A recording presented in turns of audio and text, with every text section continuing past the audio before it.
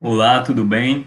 Eu me chamo João Alberto, sou acadêmico de medicina da UFAL e eu vou falar um pouquinho para vocês agora sobre o sistema vestibular, sobre os principais tópicos que envolvem o sistema vestibular.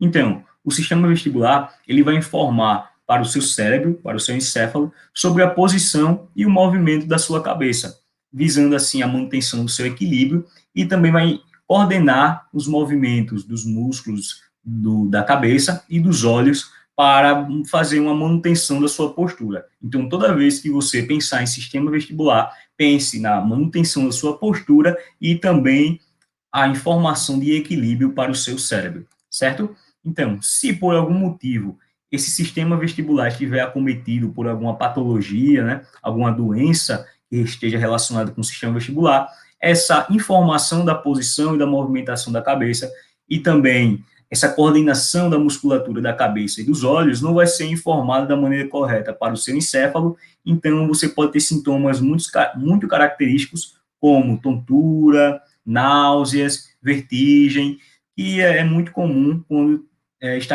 tem relação de patologias com o sistema vestibular, certo? E pelo que é formado o sistema vestibular, como é que ele é estruturado?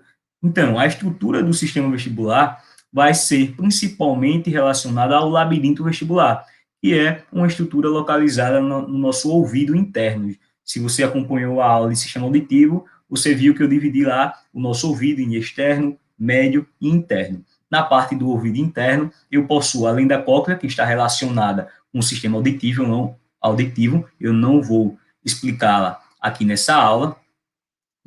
Temos também os ductos semicirculares e os órgãos otolíticos, que fazem parte do labirinto vestibular, e este sim está relacionado com o sistema vestibular. Então, os ductos semicirculares e os órgãos otolíticos, como eu já falei, ele vai ajudar nessa informação sobre o equilíbrio e a postura para o cérebro, e eles têm uma função muito importante. Os ductos semicirculares, por exemplo, eles são três ductos e eles estão em planos que têm aproximadamente 90 graus entre si. Ó. Um ducto semicircular, dois ductos, três ductos. Eles vão estar em planos mais ou menos 90 graus entre si. Pense em um plano cartesiano com um eixo X, um eixo Y e um eixo Z. Então, em cada planozinho desses eixos, eu teria um ducto semicircular para poder perceber com esses ductos todo o espaço tridimensional. Já os órgãos otolíticos, eles estão aqui na região central do meu labirinto e eles possuem duas estruturas muito importantes, que é o trículo e o sacro, e eles também estão em uma disposição para poder perceber qualquer tipo de movimentação e fazer essa informação sobre o equilíbrio e a postura.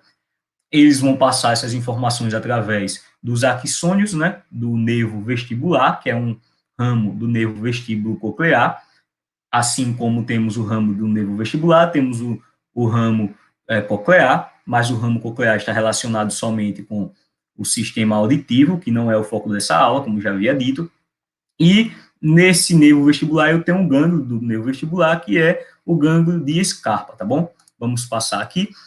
Então, o nosso labirinto vestibular, ele é formado por um par. Então, temos um labirinto no hemisfério esquerdo e no hemisfério direito da nossa cabeça, para poder compreender todas as dimensões possíveis e passar toda essa informação com extrema precisão.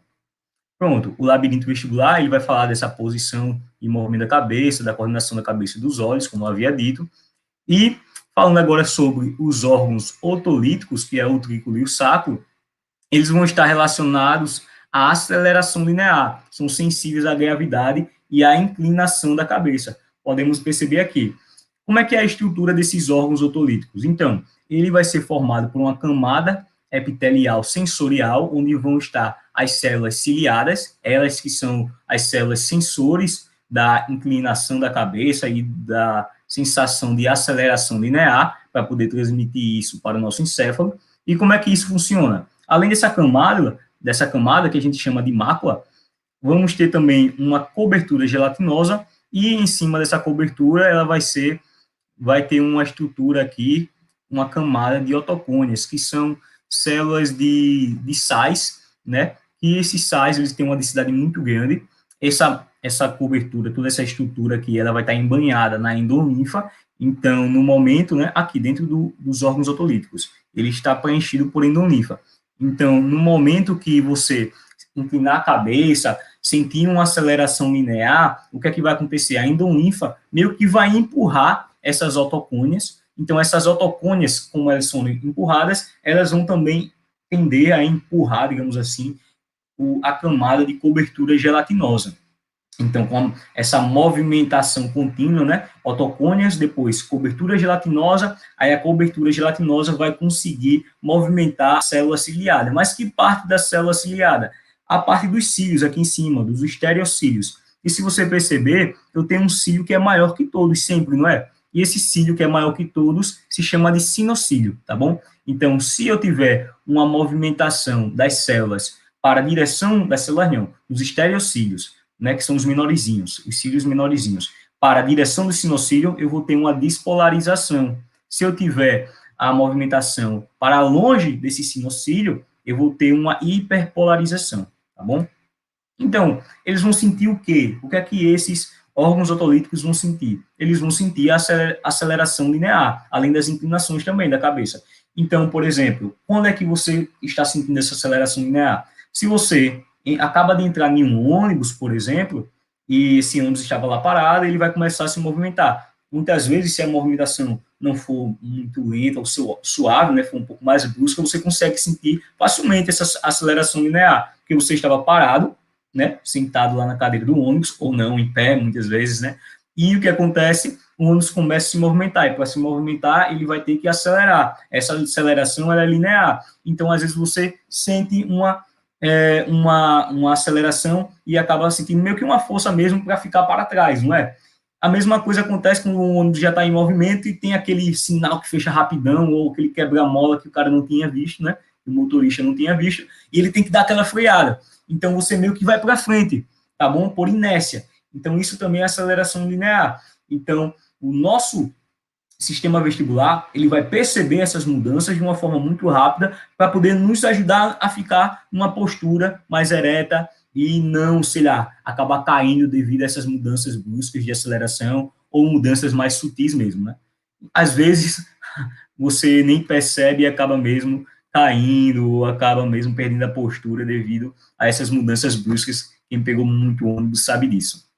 Então, além do ônibus, né, outro exemplo poderia ser o elevador. Quando você entra no elevador, né, ele estava parado, assim que você entra, ele vai começar a se movimentar, ou para cima, ou para baixo, então você sente aquele friozinho na barriga, às vezes, sente aquela inércia que a gente chama, que é a tendência de você ficar enquanto o elevador começa a se mexer. Então, essa aceleração linear vai ser medida, vai ser identificada e codificada a partir dos órgãos otolíticos.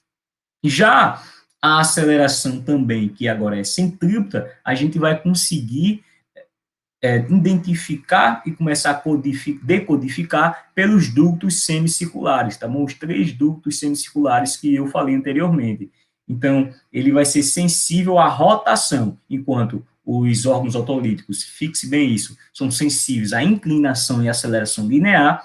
Os ductos semicirculares, eles são sensíveis à rotação da cabeça e à aceleração centrípeta, tá bom? Então, esses ductos, ele vai ter uma parte onde ele é mais dilatada, é mais protuberante, que é a parte da ampola, essa estrutura aqui mais dilatada do ducto. Dentro dessa ampola, vamos ter uma estrutura que a gente chama de crista, que ficam as células ciliadas, e nessas células ciliadas vão estar com seus estereocílios dentro de uma cobertura gelatinosa que a gente chama de cúpula, tá bom? Então, elas estão aqui, ó, dentro da cúpula, essas células ciliadas com seus estereocílios, e vão passar informação para os axônios vestibulares. E, como eu também havia dito que nos órgãos otolíticos, a estrutura da mácula, né, com seus estereocílios e das otocônias vão estar em volta de endolinfa, aqui também no ducto semicircular, dentro dele tem endolinfa, e essa crista com as células ciliadas e a cúpula e a cobertura gelatinosa também vai estar embebida por essa endolinfa. E ela é extremamente importante para a sensação da rotação e da aceleração centrípeta. Então, o que acontece? Vou voltar um pouquinho aqui. Quando você está rodando, esses ductos meus que giram mesmo, como se fosse uma roda em torno de um eixo. Eles vão girar, certo? Em uma determinada direção, em um determinado sentido. E o que acontece? Como esse ducto ele está meio que fixado à estrutura do corpo, ele gira à medida que o corpo gira. Só que a endolinfa, ela é um líquido, ela está solta aqui dentro. Então, ela vai ter um retardo em função do giro do ducto, tá bom? Então, meio que o líquido fica enquanto o ducto está girando, e o líquido começa a se mover somente depois. E esse retardo, ele vai causar o movimento da cúpula, né, da cobertura gelatinosa, e esse movimento da cúpula e da cobertura gelatinosa vai mover novamente os estereocílios. O mecanismo é praticamente o mesmo. A cúpula se move, a endolinfa se move, a cúpula se move, os estereocílios, eles vão fletir, vão também ter uma leve inclinação, essa leve inclinação vai despolarizar ou hiperpolarizar as células ciliadas, que vão assim excitar ou não os axônios do nervo vestibular, tá bom? Então, os ductos semicirculares, à medida que eles vão se mover, vão rotacionar, a endolinfa lá dentro vai rotacionar, eles vão medir a aceleração centrípeta, que é aquela que a gente sente, por exemplo, aqui nessa parte da montanha-russa, ou esse membro do círculo aqui, ao fazer esse movimento, tá bom? Então, os ductos semicirculares vão estar responsáveis pela rotação e aceleração centrípeta. Como eu disse, na hora que o ducto ele vai se mover, a endolinfa vai ter um retardo, após ela sofrer esse retardo, ela também vai impulsionar o movimento da crista, o movimento da cúpula, e esse movimento vai acabar inclinando os estereocílios e assim despolarizando ou hiperpolarizando, tá bom? E como eu havia dito, o que é que acontece? Ela tem uma capacidade adaptativa. Então, à medida que você está, por exemplo, em um ônibus, vou voltar um pouquinho para a aceleração linear, que ela é mais fácil de entender. Mas, por exemplo, à medida que você está num ônibus e você senta, você senta no ônibus parado, ele vai começar a se mover, você sente um impulso. Mas digamos que após o ônibus começar a se mover e manter uma velocidade constante, você para de sentir aquela força inicial, né? O impulso, a inércia inicial do movimento. Então, a mesma coisa acontece aqui, em nível sensorial. Perceba, se uma pessoa, uma criança, está girando, né? Aquelas brincadeiras de ficar girando e rotacionando que nem um peão, a criança começa a girar, no início dessa rotação, ó, à medida que ela ganha a velocidade da rotação, ó, a velocidade da rotação está aumentando, estava em zero, ela começou a girar.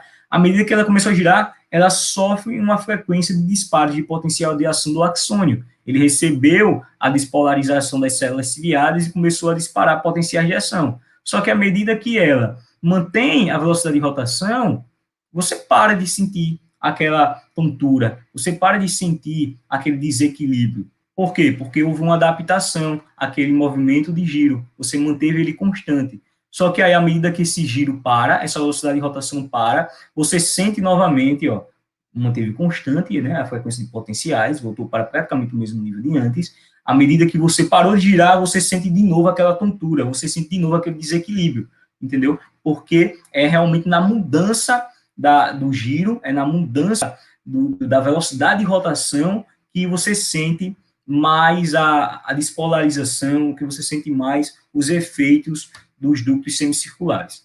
Então, ele possui essa capacidade adaptativa.